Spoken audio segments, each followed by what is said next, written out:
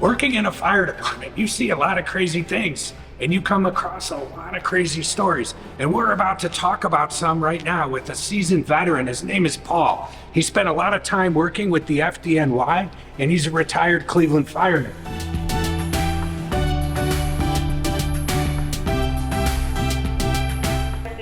Fire department. Very happy. Hey Paul, how you doing, man? Okay there, Tom. So they tell me that you're full of stories. I might have a few here and there. Yeah. Why do you like this job? You've obviously been in it for a long time.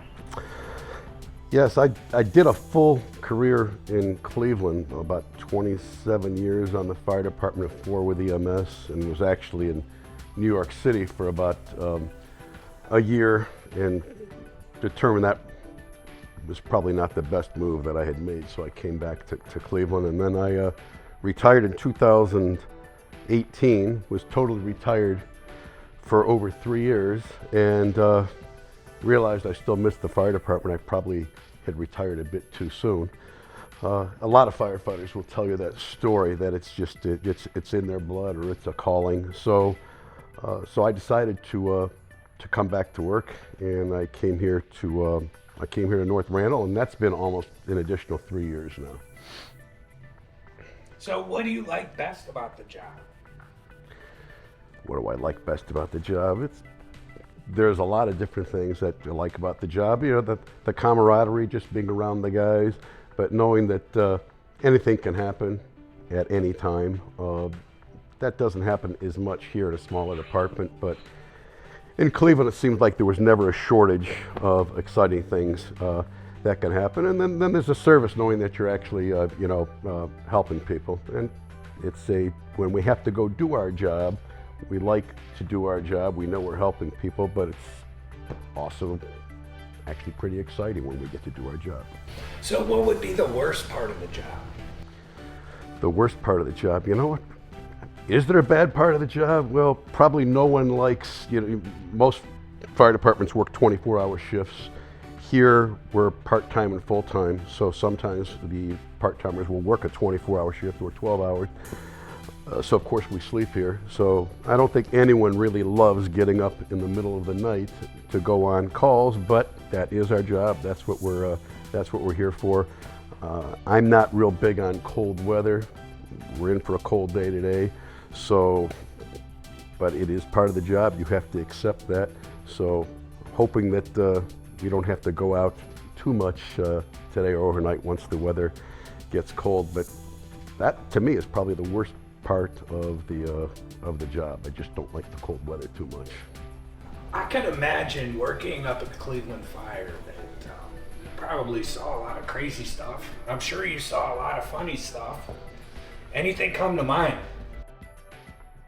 In the City of Cleveland Fire Department, as in with many fire departments, probably most fire departments, the guys are always pulling jokes on each other, and then probably early on in your career, they're going to tell the guys are going to know if you're a good mark for a joke. The worst thing you can do is say, I don't like to be teased or this and that, because that's just an invitation. But I was just one of those type of guys that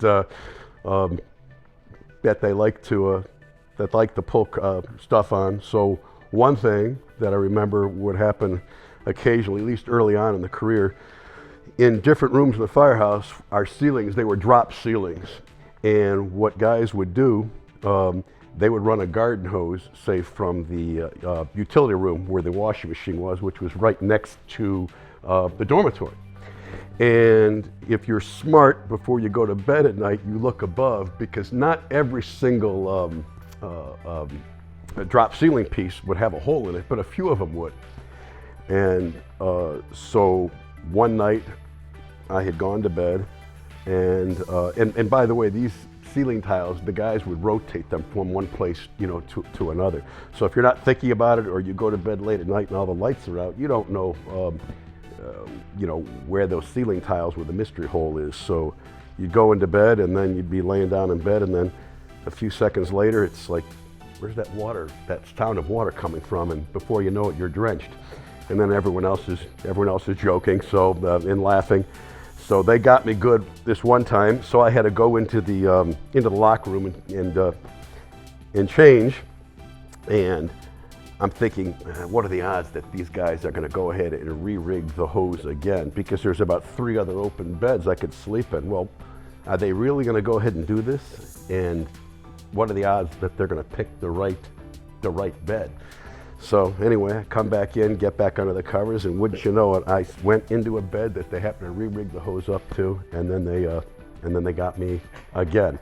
And that's just one example of a lot of the fun stuff that goes on during the job, but that one sticks to my mind. First time, shame on them. Second time, shame on you. Yeah, but I fell for it. But you know, it's also said if you're one of those guys that can take the jokes, you know you're well liked. Whether that's true or not, I choose to believe it because I'd rather be liked than disliked. So, but just one example of many of the funny things that goes on inside the fire department that the general public doesn't see. But we're a bunch of guys that are hanging out and having fun. I sometimes try to compare it to maybe fraternity life in a college frat house. But like I said, we have the serious side. When the bell goes off and we got to go to work, then everything changes and we're dead serious about the job. Great. Well, thanks for talking with us, Paul. We appreciate you, and we appreciate your service. No problem. Have a good day, and I hope you get some other entertaining stories. Thank you for your service. We appreciate you, and we appreciate what you do. And my name is Tom Freeborg with Rise Up and Fight Ministries. We're a ministry committed to the mental health and well-being of first responders. We talk about all the uncomfortable stuff in the fire service like PTSD, divorce, addiction. We help fire departments set up peer support teams, and we talk to guys one-on-one. So please like, share, and subscribe. And we would appreciate any donation. Your generous contribution is tax deductible.